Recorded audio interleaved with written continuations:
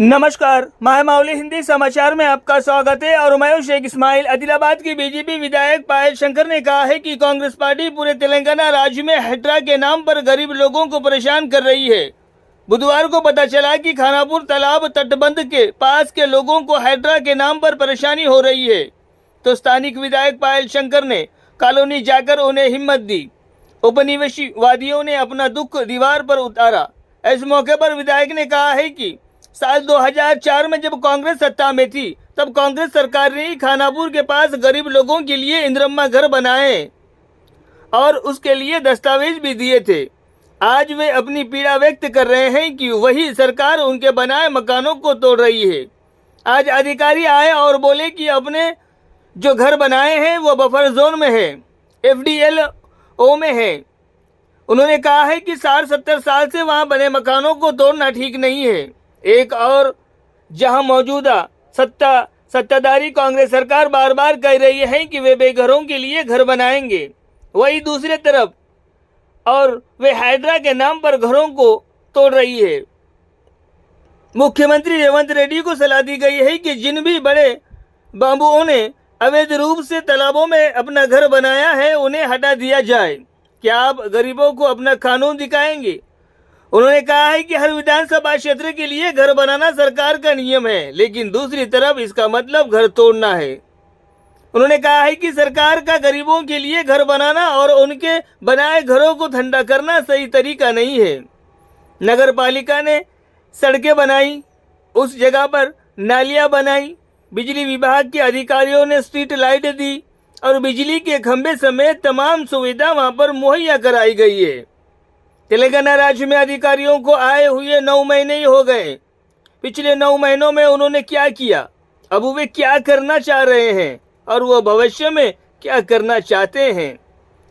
उन्होंने कहा है कि मेरे संज्ञान में आया है कि अधिकारियों द्वारा कोलीपुरा खानापुर में आकर लोगों को आतंकित करने के बाद 1 या 2 कॉलोनी वासियों को दिल का दौरा भी पड़ा था, ऐसा विधायक ने कहा।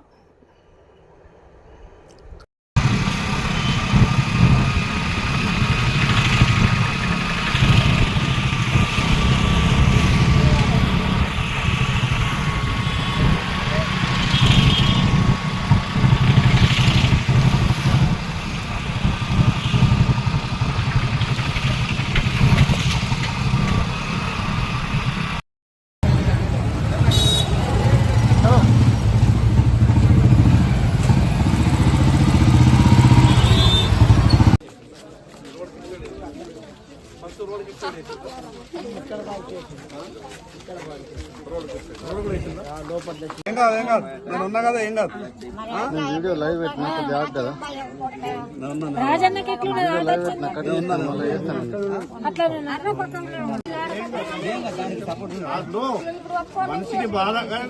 మనిషికి బాధ కలిగినప్పుడు ఏదో మాట్లాడతాం. ఏమన్నా వేరే ఏమన్నా వ్యక్తిగతంగా ఏమన్నా దుష్మని ఉన్నారా? బాధ కలిగినప్పుడు వాళ్ళన్నా మాట్లాడుతారు. దానికి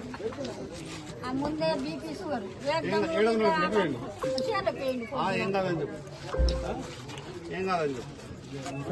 ఖరాబ్ రోజు ఏమన్నా మార్పు కాదు. నేను అట్లా ఇప్పుడు ఇవన్నీ చేసి కరెంట్ ఇచ్చి పర్మిషన్ ఇచ్చి ట్యాక్సులు తీసుకొని నెల తర్వాత వచ్చి కూలగొడుతుంది.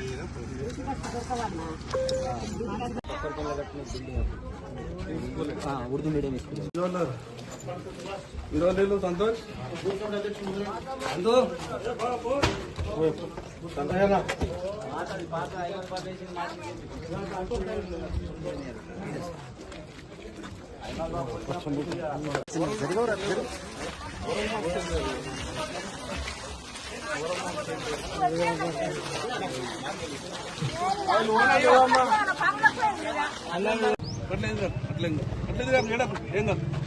మహిళల ఒక్కొక్క జీతం లేదు, ఒక్కొక్క లేబర్ లేదు. మేము లాక్డౌన్ వెళ్తే ఎస్ఐ మినిస్టరు ఇట్లా మమ్మల్ని కుక్క గడుపుతుంది. కుక్కలు వాడుతుంది అంటూ చిన్న కొడుకు పాలు చేపించిన 3 కొడుకులు, 1 బిడ్డ కొడుక. నేను కష్టపడి 10 ఫైనాన్సులు, నా కొడుకు 3 ఫైనాన్సులు, ఇంకో కోడలకు 3 ఫైనాన్సులు, నాకు డోకరలు ఒక్కొక్క ₹1,00,000 డోకర లేపి 3 ఓడలకు లేదా ఇక్కడ బిల్డింగ్ పెట్టి ఒక్కనాడు అంతా కొంటే అలసిపోక సీపీ దెబ్బలు పట్టిన చేస్తా ఉన్నారో రాజకీయంగా ఆ పిచ్చోళ్లకు నేను చెప్పదలుచుకున్నా. ఈ రోజు ఉన్నటువంటి ఈ రాష్ట్రంలో ప్రభుత్వం ఏది ఉన్నది? కాంగ్రెస్ ప్రభుత్వం. ఒకడు అంటాడట బీజేపీ వాళ్ళు ఊలగొడుతున్నారు బీజేపీ వాళ్ళని. ఈ రాష్ట్రంలో బీజేపీ ప్రభుత్వం ఉన్నదా? ఈ రాష్ట్రంలో బీజేపీ ముఖ్యమంత్రి ఉన్నాడా? ఈ రాష్ట్రంలో బీజేపీ ఏదైనా ఆర్డర్లు ఇవ్వగలుగుతుందా? ప్రజలని మభ్యపెట్టే విధంగా కొందరు మాట్లాడే ప్రయత్నం చేస్తారు. और सभी लोगों को मैं एक बात बोलना चाह रहा हूं और सरकार को गरीबों की तरफ से मैं पूछने वाला हूं, मगर कुछ लोग भटकाए जैसे बात करने के लिए कोशिश कर रहे हैं. बीजेपी वाले ये गिराने के लिए कोशिश कर रहे हैं या ऐसा करके लोगों को कुछ गुमराह करना चाह रहे. अरे भाई, ये तेलंगाना में कौन सी पार्टी सरकार में है? अरे ये तेलंगाना में कौन से पार्टी का मुख्यमंत्री है? अरे ये तेलंगाना में कौन सा पार्टी का राज चल रहा है? ये सब कुछ मालूम रहने के बाद ही कुछ लोग आज लोगों में जाने के लिए ना उनके पास कोई हिम्मत नहीं है. लोग पुकार पुकार के घर से बाहर निकल रहे. अभी से डर शुरू हुआ है. सरकार के खिलाफ लोग आवाज उठाना शुरू हुआ तो इसलिए डर के मारे भारतीय जनता पार्टी के नाम बोल रहे. अरे भारतीय जनता पार्टी अगर कुछ करना चाहती है खुल के सामने आके काम करेंगे. चुप चुप के ऐसा काम करने का कोई जरूरत नहीं पड़ता. और मैं तो बिल्कुल गरीबों के लिए लड़ने वाला हूँ, गरीबों को साथ देने वाला हूँ. और गलत काम अगर कोई करते हैं तो सबसे पहले मैं गरीबों के लिए मैं सामने आने वाला हूँ. ऐसा कोई डरने के लिए जरूरत नहीं है. మీ అందరికి చెప్తా ఉన్నాను, నేను ఎవరు కూడా అధైర్యపడద్దు. మీ అందరి కొరకు నేనున్నా. ప్రభుత్వం అసలు ఏం చేయదలుచుకున్నదో మీ అందరి తర్వాత ప్రభుత్వాన్ని నేను అడుగుతా. నేను మొన్న కూడా అసెంబ్లీలో ఈ బిల్లు వచ్చినప్పుడు, ఈ హైడ్రా గురించి చర్చకు వచ్చినప్పుడు నేను ఆ రోజు అసెంబ్లీలో రాష్ట్ర ప్రభుత్వాన్ని అడిగిన, మీ ఆలోచన విధానం ఏంటిది? అసలు పేదలకు మీరు ఏం చేయదలుచుకున్నారు? ఒక పక్కకేమో ఇల్లు కట్టిస్తామని చెప్తున్నారు, మరో పక్కనేమో ఇల్లు కూల్చేస్తామని అంటారు. దీంట్లో ఏది నిజం? ఇల్లు కట్టించడం నిజమా, ఇల్లు కూల్చేయడం నిజమా? ప్రభుత్వం ముందు స్పష్టంగా చెప్పాలని నేను ఆ రోజు అసెంబ్లీలో మాట్లాడినా. రేపు కూడా నేను మాట్లాడతా పేద ప్రజలందరి తరఫున. నేను నిన్ననే జిల్లా కలెక్టర్ గారికి మాట్లాడినప్పుడు జిల్లా కలెక్టర్ గారు ఒక విషయం చెప్పారు. ఇప్పుడు ఎవరు ఇల్లు కూల్చే ఆలోచన లేదు, కానీ సర్వే చేస్తున్నామని చెప్పారు. మీరు ప్రజలకు వాస్తవాలు చెప్పండి. సర్వే ఎంతవరకు చేయగలుగుతున్నారు, ఏం చేయగలుగుతున్నారు, తర్వాత ఏం చేసే ఆలోచన ప్రభుత్వానికి ఉన్నదో ప్రజలకు మీరు ఖచ్చితంగా స్పష్టమైనటువంటి సమాధానం ఇవ్వాలా. ప్రభుత్వం ఏదైనా పని చేయాలనుకున్నప్పుడు ప్రజలకు పూర్తిగా అవగాహన కలిగించినప్పుడే ప్రభుత్వం ముందుకు పోగలుగుతుంది. ప్రభుత్వం ఉన్నంత మాత్రాన, పోలీసు వ్యవస్థ ఉన్నంత మాత్రాన భయభ్రాంతులకు గురి చేసి మేం పేదవాళ్లకు ఇబ్బందులు పెడతామనంటే చూస్తూ ఊరుకునేటటువంటి పరిస్థితి ఉండదు. మీకందరికీ పేదవాళ్లందరి తరపున రాష్ట్ర ముఖ్యమంత్రి గారికి నేను విజ్ఞప్తి చేస్తా ఉన్నాను. మీరు అనేక సందర్భాల్లో చెప్పారు ఇల్లు లేనటువంటి వాళ్లకు ఇల్లు ఇచ్చే బాధ్యత నాది అన్నారు. మేమైతే ఆశపడ్డాం మీరు ముఖ్యమంత్రి అయిన తర్వాత ఇల్లు వస్తాయని ఆశపడ్డాం. కానీ మీరు మనసు మార్చుకోవాలా, పేదలకు న్యాయం చేసే దిశగా ఆలోచించమని రాష్ట్ర ముఖ్యమంత్రి గారికి విజ్ఞప్తి చేస్తున్నా. రాష్ట్రంలో ఈ రాష్ట్ర ప్రభుత్వం హైడ్రా పేరుతో రాష్ట్రం మొత్తం మీద రాష్ట్ర ప్రజలందరినీ కూడా ఒక ఆందోళనలో నెట్టేసింది. ప్రత్యేకంగా ఆదిలాబాద్ జిల్లాలో ఆదిలాబాద్ పట్టణంలో, ఆదిలాబాద్ పట్టణంకు ఆనుకొని ఉన్నటువంటి ఖానాపూర్ చెరువులో, చెరువు సమీపాన 2004లో ఆ రోజు ఉన్నటువంటి కాంగ్రెస్ ప్రభుత్వమే ఇందిరమ్మ ఇళ్ల పేరు మీద పట్టాలు మంజూరు చేస్తుంది. ఇందిరమ్మ ఇళ్ల పేరు మీద లబ్ధిదారులను ఇళ్లు కట్టుకోమని ఆనాడు ఉన్నటువంటి ప్రభుత్వ అధికారులు వచ్చి ఇళ్లకు మార్కోటిస్తారు. ప్రభుత్వమే ఇచ్చింది కదా, ప్రభుత్వమే కట్టుకోమన్నది కదా, ప్రభుత్వమే మంజూరు చేసింది కదా అని ఈ రోజు ప్రజలు చెరుకు ఆనుకొని ఉన్నటువంటి ప్రదేశంలో ఇళ్లు కట్టుకున్నారు. ఈ రోజు అధికారులు వచ్చి మాట్లాడుతున్నారు ఇది ఎఫ్టీఎల్లో ఉన్నది, ఇది బఫర్ జోన్ లో ఉన్నదని చెప్పి. వాస్తవంగా ప్రజలకు, అమాయకులైనటువంటి పేదవాళ్లకు, వాళ్లకు ఎఫ్టీఎల్ అంటే తెలియదు, బఫర్ జోన్ అంటే తెలియదు. ఆ ఇండ్లు కట్టుకున్నారు 50, 60, 70 సంవత్సరాల నుంచి ఆ ఇండ్లలోనే కాపురాలు చేస్తా ఉన్నారు.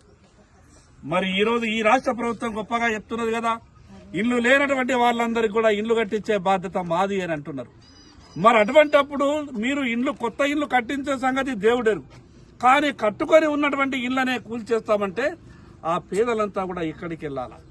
ఒక ఇల్లు కట్టుకోవాలంటే రూపాయి జమ చేసి ఈ రోజు వాళ్ళు ఉన్నటువంటి ఎన్ని ఇబ్బందులకు గురైతే గాని ఆ ఇల్లు కట్టుకునేటటువంటి పరిస్థితి ఉండదు. మీరు హైడ్రా పేరుతో నిమిషాల మీద వచ్చి ఉన్నటువంటి మిషన్ తో ఇల్లు కూలబెడితే ఇక్కడ ఉన్నటువంటి పేదవాళ్ళు ఎక్కడికి వెళ్లి బతకాల? ఈ ఆదిలాబాద్ ప్రజలందరి తరఫున రాష్ట్ర ముఖ్యమంత్రి గారికి విజ్ఞప్తి చేస్తా ఉన్నాను. మీరు ఎవరైనా తప్పు చేసి ఉంటే, పెద్ద పెద్ద బడాబాబులు చెర్లల్లో కట్టి ఉంటే ముందు వాళ్ళని కూల్చేయండి, తర్వాత పేదోళ్ల దగ్గరికి రండి. కానీ పెద్ద పెద్దోళ్ళని బడాబాబుల దగ్గరికి ఎవరు వెళ్తలేరు. ఈ రోజు పేదవాళ్లు కట్టుకున్నటువంటి గుడిసెల దగ్గరికి వచ్చే మీ కానూన్ని దూపుతారా? ఇది నిజంగా కొత్తగా వచ్చినటువంటి కాంగ్రెస్ ప్రభుత్వం ప్రతి నియోజకవర్గానికి సంవత్సరానికి 4,000 ఇళ్లు కట్టిస్తామంటే ప్రజలంతా కూడా ఆశతోని ఎప్పుడు ఇండ్లు వస్తాయని ఎదురు చూస్తా ఉన్నారు. 9 నెలలు అయిపోయింది, మీరు ఒక కొత్త ఇల్లు ఇయ్యలేదు. కానీ కట్టుకొని ఉన్నటువంటి ఇళ్లనే కూల్చేస్తామంటే ఇది ప్రభుత్వం చేసేటటువంటి పని కాదు. ప్రభుత్వం కొత్తగా ఇళ్లు కట్టించి ఇవ్వాల, కానీ కట్టుకున్నటువంటి ఇళ్లనే గరీబ్ వాళ్ళ ఇళ్లని కూల్చేస్తామనంటే పేదవాళ్ళు చేసినటువంటి తప్పే ఉన్నది. మీరు ఇచ్చినటువంటి పట్టాల ప్రకారమే ఇళ్లు కట్టుకున్నారు. మున్సిపాలిటీ వాళ్ళు రోడ్లు వేసిండ్రు, మున్సిపాలిటీ వాళ్ళే నాలాలు కట్టిండ్రు, మున్సిపాలిటీ వాళ్ళే ఇక్కడ ఉన్నటువంటి మిగతా అభివృద్ధి కార్యక్రమాలు చేసిండ్రు, మంచినీళ్ళ పైప్ వేసిండ్రు, కరెంట్ వాళ్ళు కరెంట్ ఇచ్చిండ్రు, ఈ మున్సిపాలిటీ వాళ్ళు ట్యాక్సులు తీసుకున్నారు. మరి ఇన్ని రకాల అనుమతులు తీసుకున్న తర్వాత పేదవాళ్ళు మీరు అక్రమంగా ఉంటున్నారు అనంటే మరి సంకేతం, మరి సక్రమంగా ఉండడానికి దేనికి సంకేతం? ఈ ప్రభుత్వానికి విజ్ఞప్తి చేస్తా ఉన్నారు. మీరు అసలు మీ ఆలోచన విధానం ఏంటిది? ఏం చేయదలుచుకున్నారో ప్రజలతో ముందు మీరు చర్చించాలి. ఈ చెరువులో ఉన్నటువంటి వాళ్ళని మీరు ప్రత్యామ్నాయంగా ఏం చేయబోతా ఉన్నారు? అసలు ఏ ఇల్లు ఎప్పటి నుంచి కట్టుకున్నది? మీ దగ్గర ప్రభుత్వం దగ్గర సరి అయినటువంటి రికార్డు లేకుండా ప్రజల్ని భయాందోళనకు గురి చేస్తే రాత్రి పగళ్ళు పాపం వాళ్ళు నిద్ర లేకుండా మేము ఎట్లా బతకాలా, ఎక్కడికి వెళ్లాలా, పిల్ల పాపలతోని మా పరిస్థితి ఏంటిది అని కొందరికైతే ఈ వార్డులోనే ఒకరిద్దరికి హార్ట్ అటాక్ వచ్చినట్టు కూడా తెలుస్తున్నది. ఆదిలాబాద్ లో వాళ్ళు ప్రభుత్వ ఆసుపత్రిలో వాళ్లకు రోగం నయం కాదు అని అంటే ఈ రోజు హైదరాబాద్కి వెళ్ళినట్టు తెలుస్తా ఉన్నది. ప్రభుత్వం పేదలకు అండగా ఉండాలా, ప్రభుత్వం పేదలకు సాయం చేసే విధంగా ఉండాలా. బడా బాబులు ప్రభుత్వ భూమిలో ఇళ్లు కట్టుకుంటే, ప్రభుత్వ భూమిలో పెద్ద పెద్ద భవనాలు కట్టుకుంటే రెగ్యులరైజ్ పేరు మీద ప్రభుత్వం అన్ని రకాలుగా సాయం చేస్తున్నది కదా. మరి ఈ పేదలకు ఏదైనా అవకాశం లేదా? ఈ రకంగా జబర్దస్తిగా మేము ఇళ్లు కూల్చేస్తాం, మీకు దిక్కున్న చోట చెప్పుకోండి అనే విధంగా ప్రభుత్వం వ్యవహారం చేస్తే నేను పేదోళ్ల తరఫున నేనే ముందుకు రావడానికి సిద్ధంగా ఉంటా. నన్ను దాటిన తర్వాతనే మీరు పేదోళ్ల ఇళ్లు ముట్టడానికి అవకాశం ఉంటది. పేదోళ్లకు మీరు ప్రత్యామ్నాయం ఏంటిది? అసలు ప్రభుత్వం పేదోళ్లకు ఏం చేయదలుచుకున్నది? మీరు ఉన్నటువంటి ఇళ్లను కూల్చేసి వాళ్ళని రోడ్డు పాలన చేస్తే వాళ్ళు ఎట్లా బతకాలా? కొత్తగా ఈ ప్రభుత్వం ప్లాట్లు ఇచ్చింది లేదు, కొత్తగా ఈ ప్రభుత్వం ఇల్లు ఇచ్చింది లేదు, ప్రభుత్వం నుంచి చిల్లిగవ సాయం వస్తలేదు. కానీ ఉన్నటువంటి ఇళ్లని మేము కూల్చేస్తామనంటే ఇది మంచి పద్ధతి కాదు. ప్రభుత్వం ముందే చర్యలు తీసుకోవాలా. ఏం చేసింది ఈ మున్సిపాలిటీ కట్టుకునేటప్పుడు? ఆ రోజేమో కట్టుకునేటప్పుడు ఎవడు మాట్లాడు. 20, 30, 40, 50 సంవత్సరాల నుంచి వాళ్ళు ఉన్న తర్వాత ఈ రోజు ఎందరో మంది కొత్త ఇళ్లు కొనుక్కొని ఉన్నారు.